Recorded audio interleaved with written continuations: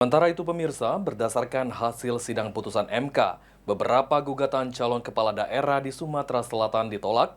Hal ini dinilai pengamat politik gugatan yang tidak memenuhi syarat sulit dikabulkan di Mahkamah Konstitusi.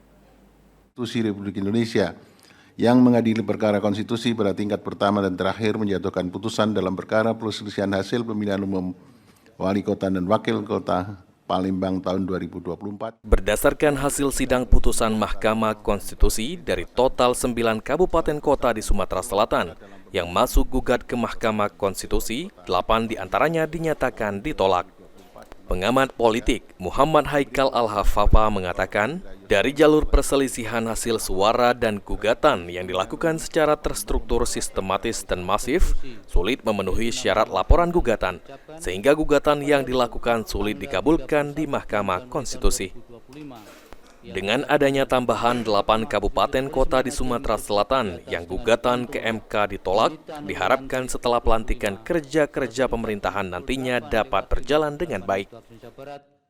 TSM. Nah, kedua-dua ini yang akan dibahas. Nah, misal kalau kita contoh kasus di Pagar Alam, itu tidak memenuhi syarat untuk PHPU karena syarat ambang batas 2% itu yang tidak terpenuhi. Yang kedua di 4 Lawang karena legal standing pelapor itu tidak terpenuhi juga.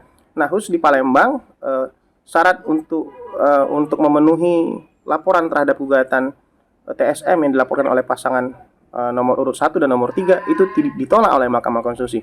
Nah, mudah-mudahan proses ini akan selesai dan kita berharap bahwa proses kerja-kerja pemerintahan bisa berjalan dengan baik. Sementara dari total 9 kabupaten kota di Sumatera Selatan, hanya Kabupaten 4 Lawang yang gugatan di Mahkamah Konstitusi masih berlanjut. Eki Saputra, PAL TV.